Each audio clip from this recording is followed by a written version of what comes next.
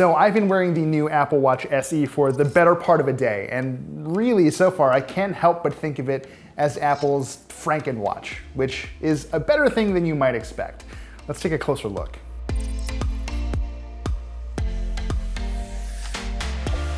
So what do I mean by FrankenWatch? Well, one might generously call this a sort of parts bin special. So the Apple Watch SE uses the same system in package that was used in the Apple Watch Series 5, which is definitively a pretty good thing, but it does also share its dual-core processor with the Apple Watch Series 4. Now, this thing also uses the sort of expansive display that you'd see in the Apple Watch Series 5 and Series 6. Apple has also confirmed that the Apple Watch SE uses the same compass and always-on altimeter as the Apple Watch Series 6, which is pretty cool if you're into that sort of thing. But you do lose, among other things, the ECG, which originally was rolled out in the Apple Watch Series 4, and you don't get any of the blood oxygen features that are debuting in the Apple Watch Series 6. Oh, and the always-on display feature that debuted in the Apple Watch a couple years ago just isn't a thing here, which really isn't that big a deal, but we'll get to that just a bit later. Here's what you have to keep in mind though. The Apple Watch SE, at least in my first day of use, kind of feels a lot like the new iPad Air does. It's closer in ambition to Apple's most expensive devices in those lineups, and if you're willing to pay the price, so about $280 in this case, you are getting a lot more than what you would get out of the basic model, which in this case is the $199 Apple Watch Series 3.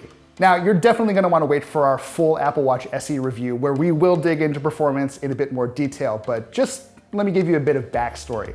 I've been wearing the Apple Watch Series 5 for basically a year now, and I've gotten used to its level of performance, which has honestly been surprisingly good, even after all of these months. If you used an Apple Watch more than a few years ago, then you probably remember that the beginning was kind of rough. You saw a lot of stops and starts and stutters, and generally things just weren't as smooth as they really should have been for an Apple product. By the time the Apple Watch Series 5 rolled around, those had more or less been ironed out as Apple got better at producing its tiny chipsets for these things, so we walked away with pretty smooth, enjoyable performance.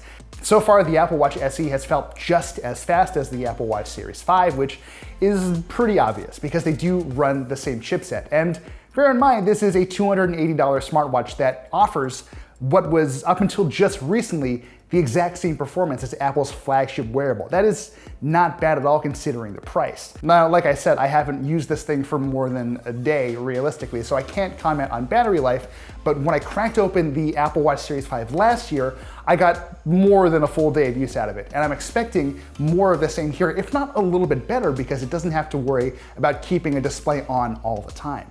Like I said, that's not bad at all for $280, but the one thing you might want to keep in mind is that the Apple Watch Series 5 has occasionally gone on sale for about $300, and I think that's worth it for at least a few people. I think it's worth it for me, at least, because I had a bit of a heart issue that I only ever really noticed and was able to sort of, but not quite diagnose with the Apple Watch Series 5. I was traveling for work, I felt my heart do this crazy drum solo thing, and looking at the Series 5 confirmed that, yeah, there's something up with your heartbeat. We can't tell you to go to the doctor, but you probably should. Obviously, I'm here and I'm fine, so everything worked out, but that is the kind of thing that you just will not get with the Apple Watch SE because it lacks that ECG feature. Of course, if that doesn't really matter to you, if you know you have a good heart, then maybe the Apple Watch SE is going to be just fine. It, if nothing else, packs the new version of watchOS 7, which is going to be the subject of its own review and its own deep dive at some point, but let me just run through the high-level stuff really quickly. There are a bunch of cool new watch faces here. I've really grown attached to this weird artsy one by the artist Jeff McKittridge. It's a face on your watch, and it's sort of clean and cute, and I just keep wondering if it's going to do anything, but that hasn't turned me off so far. There's also a new Typograph watch face, which I think Apple has shown off maybe the most of all of them, which is fair because it looks great. But if you're like me and you have difficulty reading the time when you don't have markings around the dial, then expect to have a little trouble with telling the time on this thing. Oh, and you can make Memoji your watch face too, which is cool, and I hate my Memoji, so I'm never going to do it. There is, of course, more to this update than just watch faces. There's automatic hand washing detection, which will notice when you're washing your hands based off of the hand's motion and the sound of running water. And it does seem to work as well as advertised once you've enabled it in the settings, though I should point out that once you wash your hands, you can't immediately go back and have it recognize you're washing your hands again. I don't think too many people are washing their hands within the span of a minute, back to back to back, but look, it's your life. I'm not gonna judge. There are also some new sleep tracking tools, which again, I have not had the chance to test because I've been awake the entire time I've had this Apple Watch. Speaking of things I also haven't had the chance to try out, there is new support for workouts like core strengthening and dance. And I'll be honest with you, the only dance I ever do is playing Dance Dance Revolution in my living room in the dark. So if you want to see that, let us know, I guess. I don't know that we're going to show you that, but let's talk about it. We'll have the conversation at least.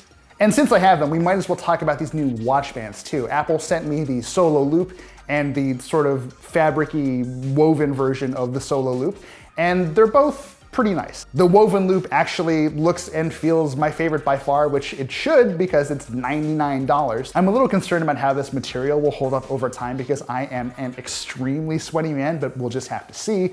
One thing that isn't also super obvious in some of the photos or videos you might have seen so far is that this thing is surprisingly stretchy. There's a lot of give there, which is nice because you do have to know your size before you buy one of these things. Apple sent me a size 6 and a size 7 version of this guy and the regular silicone Solo Loop, and I think that's kind of interesting because, you know, the 7 works really well on me for the woven loop, but the 7 is actually a little tight on me when it comes to the silicone version, which, as you might expect, feels quite a bit like the Sport Loop, but a little bit thinner. I can't really justify or explain why there is a variance in the sizing between these two, but if you're looking at that sort of plasticky Solo Loop, you might want to consider sizing up just a bit from whatever Apple's little paper tool tells you to get. And that's about it, really. Like I said, I haven't had the Apple Watch SE for very long at all, but it does leave a pretty strong impression. It is kind of a mixed bag of features and parts, but the end result is a perfectly nice Apple Watch. It should be a great one for people who've never really had one or people itching to upgrade after a long time. And I know that's what I said about the 8th generation iPad, but the same applies here. Apple's philosophy of making good, if not exactly thrilling devices is definitely not going anywhere. If you have any questions or if you have any feedback about the Apple Watch SE, please let us know down in the comments or email me at v8engadget.com. We'll be working on the full review of this and the iPad, so we'd love to know what you want to know about. And until then, thank you for watching.